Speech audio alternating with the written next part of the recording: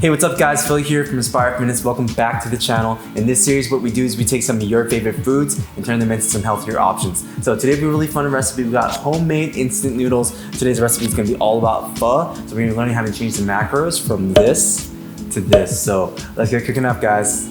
So the ingredient list will be down in the description below, so make sure you get everything before you start this recipe. Up first, we got 5 ounces of chicken breast. We got 1 tablespoon of Korean beef stock powder, 150 grams of rice noodles, 2 big handfuls of bean sprouts, another 2 handfuls of bok choy.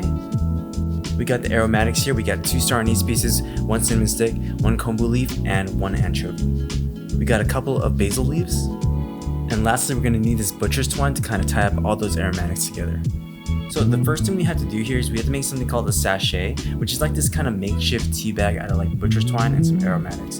And so for the aromatics we use for this dish, which in my opinion really makes pho, right, is basil leaves, 2 things of star anise, a cinnamon stick, a kombu leaf, and then 1 anchovy. And so without this, it doesn't really taste like pho. It just tastes like kind of like fish sauce and water, right? So it sounds gross, right? So what you want to do here is you want to just do like this really fast method where you just group them all together, and with the string, just tie it around circles as fast as you can and put this string through the circle, and it should be dangling like this, and it should be really tight, so just squeeze it tight and you'll be good to go.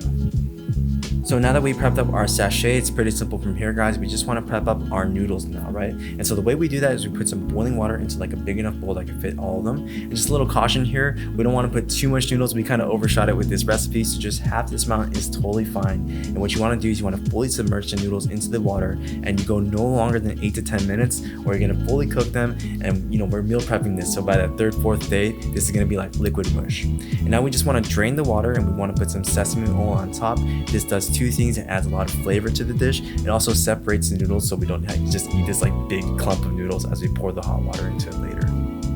So now you just want to slice up some chicken breast and some green onions, and that's it for prep, guys.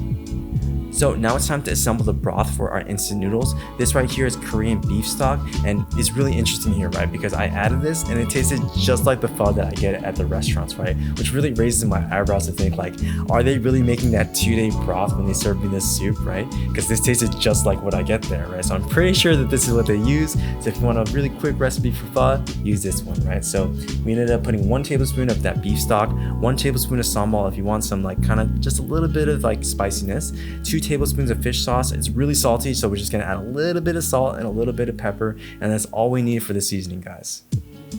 Oh, and I almost forgot, we gotta put in that good old-fashioned monk fruit sweetener. We use this in almost every one of our recipes. We just got 1 teaspoon. It adds a lot of sweetness without any added extra calories. So now we're gonna add a little bit of hot water here. So why we do this is because we want that beef stock to kind of disperse into the water, and it doesn't do that without some heat. So make sure you get some hot water in here, kind of just to steep the broth really. And so this was really interesting here. That beef powder really made this taste just like pho, the ones that you get at the restaurant. So that really raises my eyebrows to think like, do they really, simmer the bones for 2 days straight to make our broth, or do they just use this powder? Because I swear it tasted just like the ones I had at the restaurants.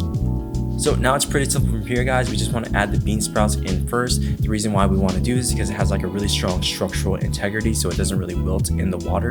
And now same reason we just want to add the bok choy in. It's a really strong vegetable, meaning it's going to kind of keep its shape as we add the noodles in. So we want to make sure there's a lot of space between the noodles and the broth, or else it's going to get really soggy in here, and that's not what we really want with these noodles, right? We want them to be fresh. We want them to be nice and chewy and bouncy when we kind of put the hot water in from the days to come. So now it's time for my favorite part, which is gonna be the toppings. We managed to put around 6 ounces of chicken breast in here, which makes the protein really high. I think it's around like 50 grams for one of these bottles. It's a really balanced meal because of this. So you can put the toppings anywhere you want really, but if you want like a prettier bowl, yeah, of course we kind of do, because presentation really matters with our food, right? So put the toppings on top. You might kind of squish everything together. So a little pro tip here, don't press down on the toppings, just lightly put them on top of the noodles, or they're gonna soak in that broth. So now we're going to be adding our sachet from earlier. This is what's really going to flavor our broth and really going to make it taste like pho, right? So a little pro tip here, don't squish it in like that, like we did right there. So do as we say, don't do as we do, right? So just lightly place it on top, because the noodles did kind of get a little soaked because of that little extra step there, right? So just put it lightly on top and you'll be good to go. And so there it is, guys. You get this really pretty jar full of all these aromatics, and all you have to do is pour in some hot water for maybe 2 minutes, and you got instant pho. So it's pretty simple from here, guys. All you want to do is add some hot water or some boiling water into the pot, and you just kind of have to steep it for 2 minutes, and that was perfect for us. The noodles were perfectly cooked, the broth was perfectly seasoned, and all those aromatics kind of came together and created this really awesome flavor. So just a little pro tip here, you want to take that sachet out at maybe like the 3 to 5 minute mark, or else it's just going to taste like cinnamon and star anise.